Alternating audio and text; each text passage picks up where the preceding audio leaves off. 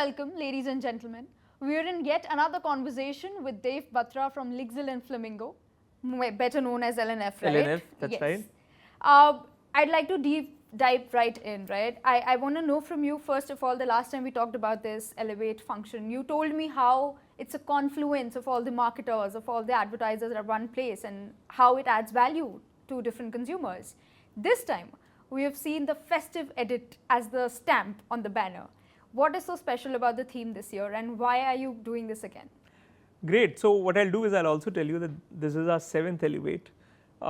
Every year now we do 3 Elevates. So the first Elevate, which happens in January, is typically the annual operating plan kind of thing, when the brands are putting their budgets together. So we kind of build priorities on how they need to plan their investments through the year.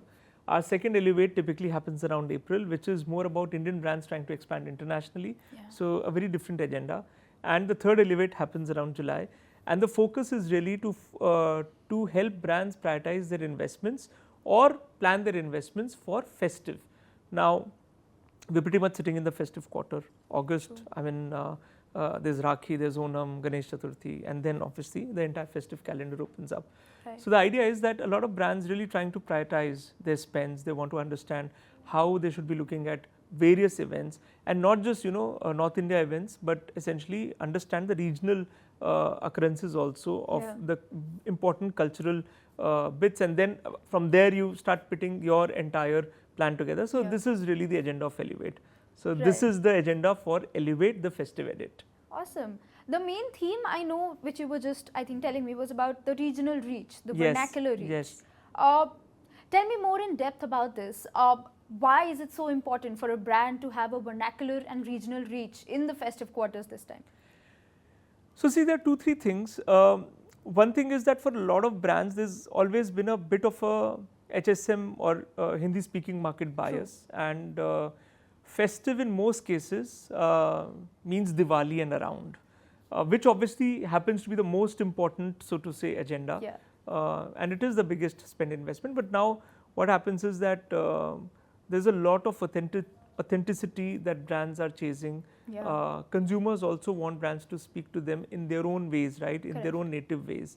And which is where I think there's this double down which is required on understanding each and every regional nuance, understand cultural context of each and every audience, and try and be truer to that, which I think is largely missing in the repository of various brands. You see their marquee campaigns which are mostly centric around Diwali, and hence you miss out on doing something which is more regional, more authentic to people in different regions. So that's really the idea, to bring more flavor in how we look at advertising and branding from a regional context standpoint. Speaking about flavor, we know that for brands it's very important to reach the tier 2, tier 3 and non-HSM markets, absolutely. Right? But how important is it for them to alter their marketing strategies accordingly to reach different markets? And since you spoke about flavor, what all different kind of spices are required to create the perfect dish of your marketing blueprint? So see, I think everything depends on the brand, right?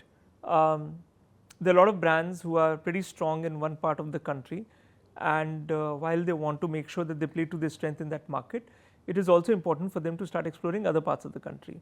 And hence it becomes very important to know what is working for audiences in that country, in that part of the country or in that region. So again, it will depend on what kind of brand you are, who you are trying to reach out to. Are you a premium brand? Are you a luxury brand? Or are you a mass market brand? And a lot of mass market brands have been able to do this pretty well. Even a lot of MNC brands like Unilevers and PepsiCos of the world. True. So somewhere, it's not that we are talking about something which is new. It has always been there to a small extent, I would say. But the idea is, how do you now start spreading it better? So the spices could be localization, local creators, language understanding, culture understanding, festivities understanding, what goes on in festivities in different parts of the country understanding. So I think a lot of those things will also start coming in, essentially. So as to add, even local reach has to be more contextual and conversational, right? Absolutely. Speak more about that, please. I'd love to know. So see, there's a very interesting report that YouTube had shared a while back, which is that only 4% of people on YouTube are consuming content exclusively in English. And I think, if I remember correctly, about 90% of content on YouTube is local, is vernacular in nature. And it's not just Hindi, it's a lot of other languages. Especially now when I want to, sell high involvement products, I want to sell financial services products, I want to sell durables, etc. People are more comfortable understanding content which is in their language, because how internet began in India, it was mostly English. So internet was also very premium in nature. True. But over a period of time, internet is democratized, right? We've got 1 billion smartphone connections in our country, which means that you have to talk to everybody. And you cannot just assume that people who are premium will only be speaking English or vice versa. True. So you want to talk to people who can afford good products, who want to understand a lot more, but they're more comfortable if all that communication was happening to them in their own language. And which is where the big context, which I believe is missing in the playbook, that can be delivered. Yeah, that makes sense. But there's also one challenge that I have personally faced, and I'd love for you to give me an advice on that, as to how, if I'm a consumer for a brand, how can they target me more? During festive season, I generally do home care shopping, right? But the moment I'll search one website, I'll have a clutter of advertisements coming from D2Cs, known brands, legacy brands, discounts, sales, that. And it gets crazy after a point that I don't even remember which brand and which product I was ultimately looking for. I get so diverted. I think that is a major problem at a larger scale as well for every consumer. The festive ad clutter is a real problem. How can brands actually stand out? How can they make an edge so that I, as a consumer, remember which deal, which offer, which store am I looking at online? So see, this is a great question, and I'll tell you, this clutter is not because of festive. This clutter is because of performance marketing per se. What happens is that all brands are trying to sell, and very few brands out there are trying to connect. True. As a consumer, because every brand is trying to sell, I feel that I have to choose between 10 offers or 20 offers, and sometimes even 100 offers. And it can obviously be extremely daunting, which means that over a period of time, and I'm sure there's enough data to support that, meaningful connection between a brand and a consumer is getting lost. There are fewer brands that maybe have the same amount of love that a consumer would have for them, right? I mean, over a period of time, that has got diluted. And that is why today's consumer is searching only for generic search categories, which means that I'm looking for a home care brand, I'm looking for maybe a couch, but I'm not looking for specifically a brand anymore. And this is happening across each and every category of searches if you look at Google search data. What this means is that today brands must try and do more of relationship building and connection building and invoking some amount of love for their brand rather than just trying to sell. And what will happen is that if there's a genuine connection between a brand and a consumer, then a consumer will ignore messages of performance marketing or rational sales-oriented messages and will only focus on the brand that they love. No, of course, this is a very long-standing debate of, brand building versus performance marketing. Wala debate has been long-standing. And festive, of course, it gets even more multiplied because there's so much of advertisement around. What do you think? How important is it to balance between emotion and rational sales oriented? I believe that emotional relationships are a much higher priority to develop meaningful long-term relationship between a brand and a consumer. But yes, I mean, it's very difficult to assess. It's very difficult to evaluate how, by creating those kind of communication, the relationship between a brand and a consumer is improving. So a lot of brands tend to, especially on the revenue side, so a lot of brands tend to focus more on the middle and the lower funnel, which is completely on rational sales oriented communication. Because you can see, okay, I ran a campaign for this much money and this is the kind of revenue I got. So I believe that is where the entire, so to say, confusion starts building. But if you look at the history of branding and advertising, brands have always built meaningful connections or resonance between the target audiences, and the brands that have been able to do that more meaningfully are the ones that tend to even grow and have higher revenues. Apple, Nike, Adidas, great examples, Coca-Cola, they're great examples of brands who continue to do that. Is that possible digital absolutely, channel? Absolutely. I mean, I feel all the brands that I have remembered till date, I'm a 90s kid, so all the brands that I remember that, oh, this was a festive campaign I really liked, was on either TV or an outdoor ad. On digital, somehow I am not able to remember the last ad that caught my eye. So see, I think it's also because brands have stopped investing that amount of time and effort Okay. in terms of building those strategic campaigns, but there are still a lot of them that have worked pretty well. Okay. I just think that if brands were to go back to that playbook and probably invest the time and effort in building it more meaningfully, I think it will still come back. It's just that we have diluted it. Maybe. So I don't see it as a problem of a medium. I think it is a problem of reach into frequency and using the signs that marketers have traditionally used, which I think we can bring back again. Amazing. Another thing is also that now it's not just offline, right? Post-COVID, stores do want to get profits from their retail expansion plans as well. So how is digital helping them come to their offline shopping experience? How is it helping them better the consumer experience in store? Right. I mean, this is something that we've been talking about for a year now. From pre-COVID to post-COVID, the big difference in digital that has happened is that today digital accounts for almost or more than 50% of your investments of any kind of advertising budgets for that matter.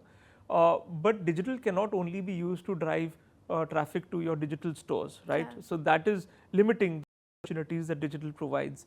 Now there are enough and more opportunities within Google and Meta ecosystem and elsewhere also, by which you can drive store traffic also using digital methodologies. So we focus a lot on city-based targeting, contextual targeting, vernacular targeting. So again, trying to build a brand in specific areas. And while you're doing that, you could also do a lot of things with Google and Meta platforms and a lot of proprietary programmatic platforms that are not just driving traffic to specific stores, but also measuring as to whether they're able to drive traffic or not.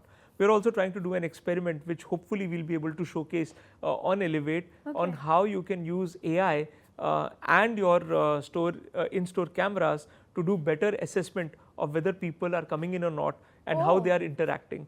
So there are very interesting things that are evolving now, not so much in India but outside India definitely, because everywhere the charter is very clear that more and more brands want people to come to their store, but somehow they want the communication to happen via digital, because that's pretty much the only content that people are consuming on a daily basis. True. According to you, what are some of the festive campaigns that have stuck with you on digital that you think are great examples by brands and we should learn something from them? So I'm not going to give you a lot of examples, but one that stuck with me was Coca-Cola. Last year they had done a beautiful campaign around, or last to last year they had done a beautiful campaign around pandal hopping. The sounds, the flavor of the campaign, the way the campaign came about, it just felt that everything is very, very made for a certain kind of audience. And while I have never been to Kolkata during pandal hopping, but any Indian would know about pandal hopping and what it means for Bengalis. Sitting in Gurgaon, when I saw that campaign, I just felt that this is a great campaign, and somehow even I could feel the festivity in that campaign. So I think if brands are able to unravel that kind of nuance, it will do really well in building those connections that we are talking about. Amazing. Before we close, I'd like to focus more on the festive edit of Elevate. Please tell me, what is it that you have learned from your previous editions of Elevate and you're changing it in this edition, and why? One thing that I learned is that when people are coming for festive Elevate, they're expecting festive food.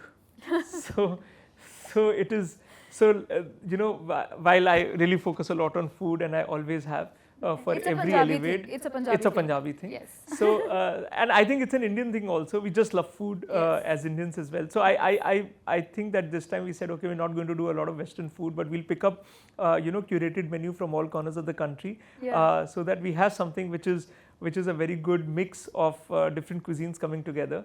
But I think on a more serious note, with respect to the sessions and why people will be here.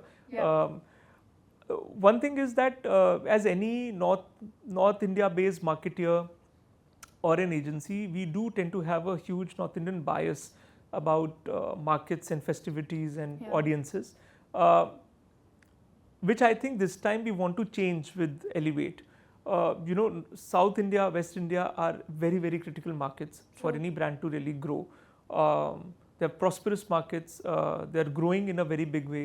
The consumption patterns are very different from North India. Yeah. So marketers have to make a lot of effort understanding some of these markets, which is where I think this time Elevate is not so much just about Diwali, which traditionally it has always been, because Diwali is the big spend, Yeah. the big spend momentum. But the idea is to also go and deep dive a little more on the regional festivities, which is what we're trying to do. So we're trying to understand regional nuances of people sitting in Maharashtra or Tamil Nadu or Kerala for Onam, so on and so forth. So this time Elevate is a lot about understanding different regions of our country a lot better. I think that's going to be the big change that we're trying to make. My last question to you: if I am attending Elevate the Festive Edit this year on 18th of July, just Yes. subtle. Yeah. In 5 days. Yes, in 5 days. If I'm attending it, what are the strategies and actionable insights that I can take along with me and keep with myself? See, I think you could. I think the first big insight that we will be talking about would be audience and culture.